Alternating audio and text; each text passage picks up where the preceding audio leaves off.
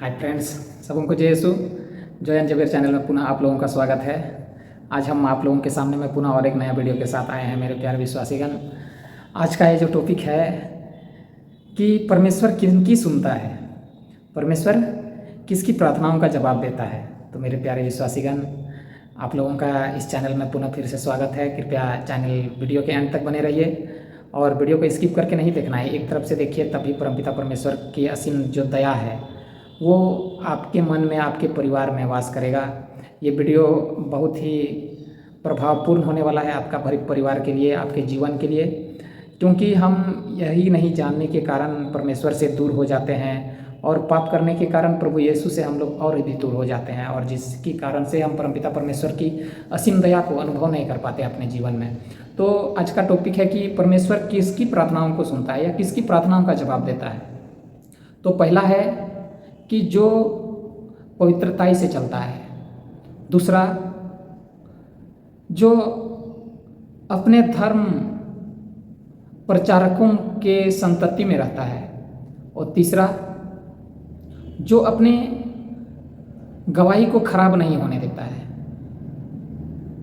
तो पहला हम लोग बोले कि जो पवित्रताई से चलता है। मेरे प्यारे विश्वासीगण, हम आप लोगों को यही एक कहानी के माध्यम से आप लोगों को समझाने के लिए कोशिश करेंगे।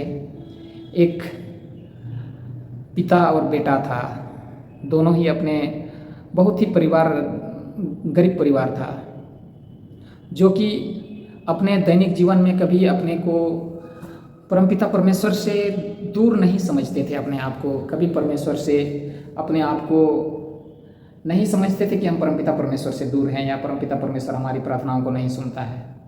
मेरे प्यारे माता पिताओं, मेरे प्यारे भाइयों बहनों, मेरे प्यारे विश्वासीगण, वीडियो के एंड तक बने रहिए, क्योंकि इस वीडियो से आपके परिवार में, आपके मन में, आपके जीवन में बहुत बड़ा बदलाव आने वाला है।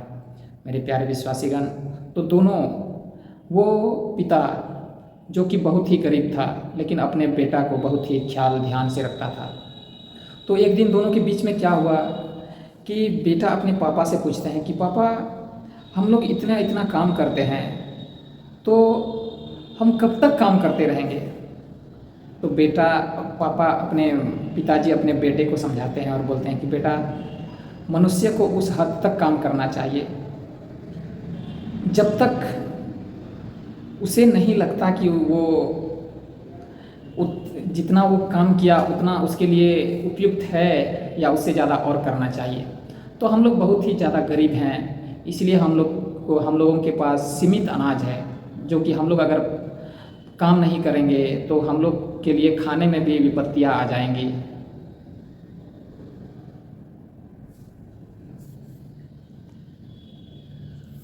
खाने में भी विपत्तियाँ आ जाएंगी।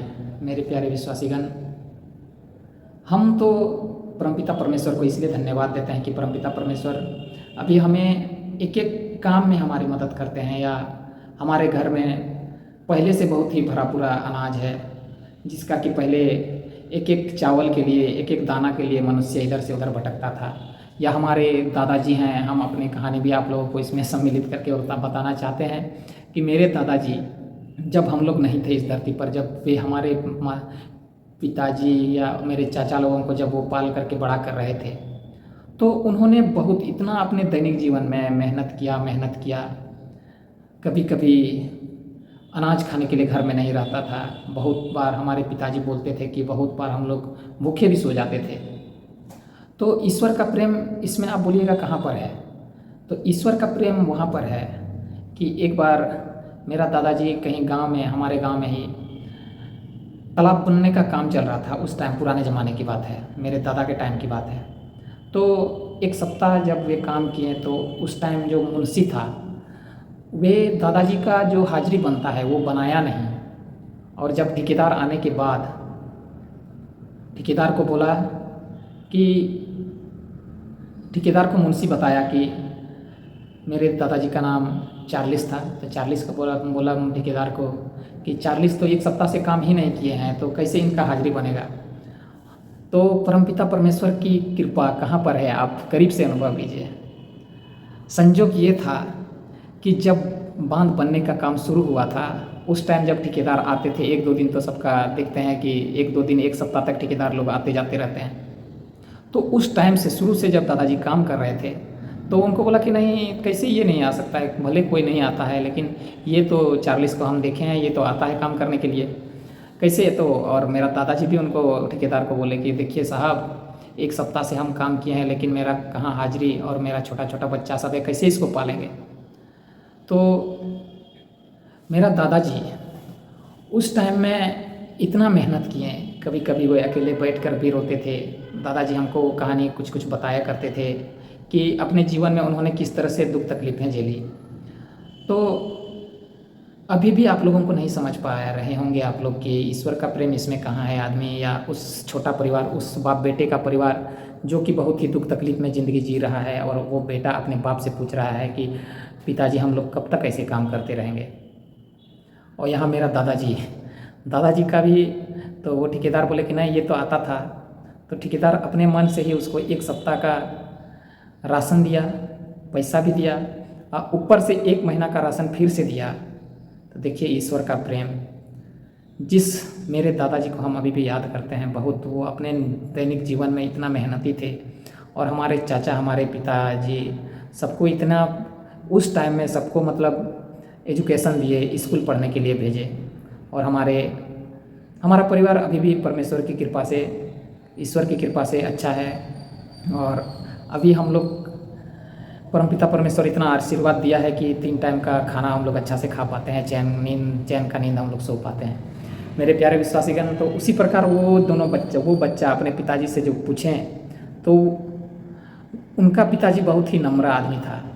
वो कभी किसी से झगड़ा नहीं करता था, कभी वो किसी से गाली गलौज भी नहीं करता था, और अपना बेटा को सदा समझाता रहता था कि बेटा ऐसा बड़ों से ऊंची आवाज़ में नहीं बातें करना है, या दिन में हम लोगों को 2 टाइम सवेरे शाम को प्रार्थना करना ज़रूरी है। क्योंकि दिन में हम इसलिए नहीं प्रार्थना कर पाते हैं क्योंकि दिन में हम काम करते रहते हैं। और इतना था उनका पिताजी का कि वो अपने जीवन में उस टाइम में भी फादर सिस्टर लोग धर्म प्रचार करते थे गांव-गांव में। तो उनका जो वे पिताजी थे उस घर के, उस बच्चा का जो पिताजी था, वो जब भी उस गांव में फादर लोग आए तो बहुत सारे लोग देख करके भागते थे, फादर सिस्टर लोग को देख करके भागते थे, आ गया नहीं तो हम लोग का धर्म परिवर्तन करवाएगा। लेकिन नहीं, वो बोलता था कि सबको आकर के बैठाता था, अपने यहाँ पानी पिलाता था, जो भी रहे उसी से मिल बांट करके कोशिश करता था खिलाने के लिए। लेकिन वो लोग क्या खाएंगे, चलो ठीक है, वो लोग को पता था कि ये लोग के पास है ही क्या जो हमको खिला पाए।